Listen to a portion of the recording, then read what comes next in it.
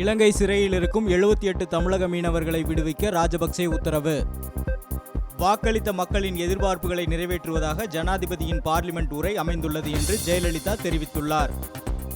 தமிழக மீனவர்கள் பிரச்சினைக்கு நிரந்தர தீர்வை ஏற்படுத்த வேண்டும், மத்திய அரசுக்கு கருணாநிதி வேண்டுகோள். தமிழக முதல்வர் ஜெயலலிதா பதவியில் நீடிப்பது தொடர்பான மனுவை ஏற்க மறுத்து நீதிபதி திருப்பி அனுப்பினார். 2G வழக்கிலிருந்து விடுவிக்க கோரும் தயாளு அம்மாவின் மனு ஜூலை 2ஆம் தேதி ஒத்திவைத்தது சிபிஐ கோர்ட். இலங்கை சிறையில் உள்ள மீனவர்களை விடுவிக்க கோரி ராமேஸ்வரம் மீனவர்கள் காலவரையற்ற வேலைநிறுத்தம். செம்மரக்கட்டை கடத்தல் வழக்கில் போலீசாரால் தேடப்பட்டு வந்த கரகாட்ட கலைஞர் மோகனாம்பாள் வேலூர் நீதிமன்றத்தில் சரணடைந்தார். நாமக்கல்லில் அனுமதியின்றி வெடிமருந்து வைத்திருந்த 2 பேர் கைது, டெட்டனேட்டர் பறிமுதல். தமிழக மீனவர்கள் கைது செய்யப்படும் விவகாரத்தில் புதிய அணுகுமுறை கடைபிடிக்கப்பட வேண்டும், சரத்குமார் வேண்டுகோள். கர்டினல் சைமன் லூர்துசாமி உடல் புதுவையில் அடக்கம்.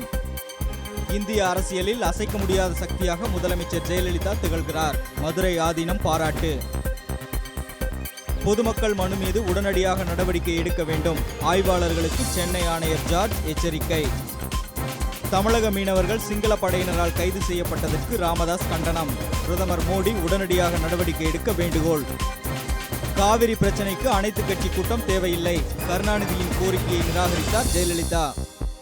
சிறுவாணி அணை விவகாரம் தமிழக கேரள அதிகாரிகள் 13ஆம் தேதி பேச்சுவார்த்தை. பாகிஸ்தான் விமான நிலைய தாக்குதலுக்கு மோடிதான் காரணம், மும்பை குண்டுவெடிப்பு குற்றவாளி ஹபீஸ் குற்றச்சாட்டு.